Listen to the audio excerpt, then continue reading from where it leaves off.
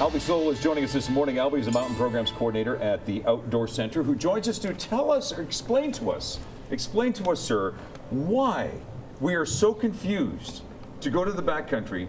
Is it possibly because of Mother Nature? She's the one who confuses us. You're here to make sense of it. I'm not confused. Maybe you're confused. I will try and deconfuse you. I hope Albi's not confused. Somebody better not be confused. It's a high hill to climb, but I think I know one for the job. Banff National Park into the BC interior looks green across the board. Green is level 1, which means what? So green is low avalanche hazard, but if you read the text closely, it doesn't mean no avalanche hazard. But you know, for the average person, green means that anything that any reasonable person would think, I could go there, you're safe to go there.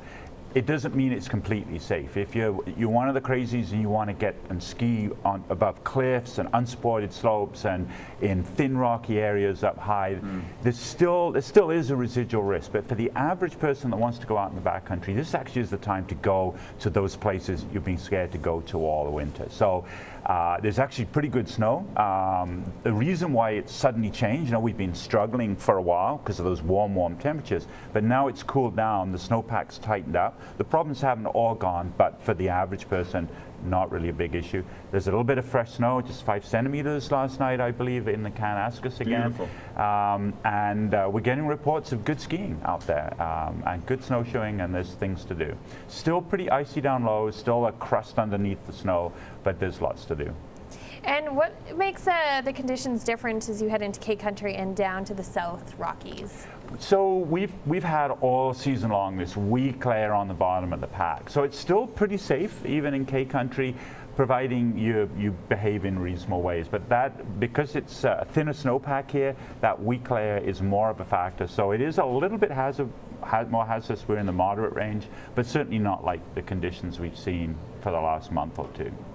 One of the things that's happening too, this community is very tight-knit, and they like to share information. And that's a great thing that seems to happen. And avalanche.ca is one great resource to go to. Yeah. And if you sign up as a member, you will find some great feedback from people who've been into the backcountry.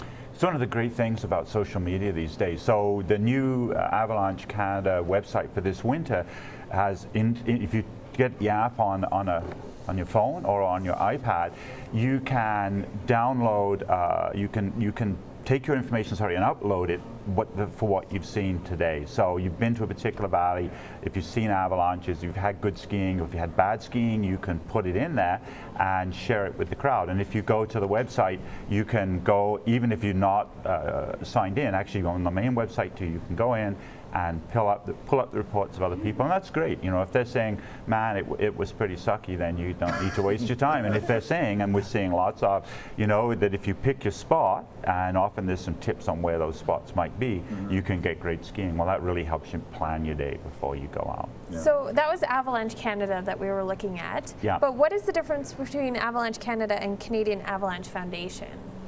Okay, so there are 3 organizations that have the word avalanche in them. There's the Canadian Avalanche Association, and that's a professional organization for professional avalanche forecasters.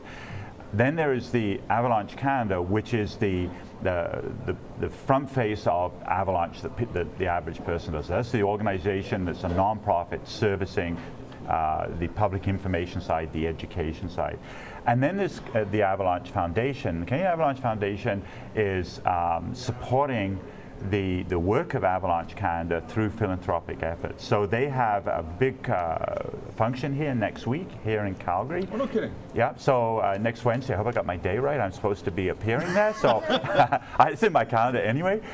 So it's a fundraising effort. It's a very successful fundraising effort every year, and they've done tremendous work in building some of those background materials that we use in our avalanche courses. And the focus this year will be on raising funds to develop a film and resource to help people or to motivate people to do more work after they've finished their avalanche course. So we teach an avalanche course. One of the things we teach is rescue. But if you don't practice that, you get sloppy. So there was a tremendous story last year in BC where a group of people said, we know we need to refresh our rescue skills.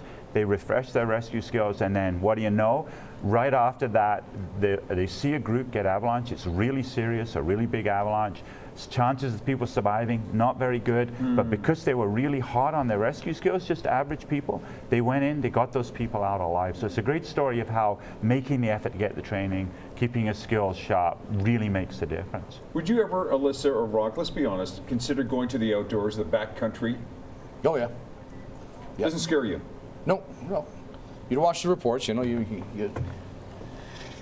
those who lose their lives, usually they're not that they're asking for it, but when you read the stories about the snowmobiles and guys doing cut lines and doing this and doing that and then causing their own avalanche, to me that's way out of my comfort zone. Yeah. But I would, by all means, go overnight, backpack, snowshoes, whatever, and then pitch a tent over winter camping with my wife. And I talked about it when our son was going to be grown, something we might still do, just because it's fun. Right, right. Alyssa, it looks fun, doesn't it?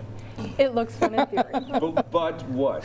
I'm fearful, I'll be honest. I mean, I'm sure if I took the correct precautions and prepared myself, it would be different, but on the fly, probably not my thing. Well, and that's why, Albi, you encourage anybody who is considering the backcountry to take some courses. Take some training, dip your feet in the water. A lot of our fears generally in life, things we don't know, things we don't understand, well, actually it's kind of smart to be fearful, because to jump in where you don't know what's going on, that's what you're talking about, Rock. That's kind of stupid. So I mean, you're a smart person. You're going, I don't understand that world. I'm scared of it. Well, that's reasonable. And it is reasonable, yeah.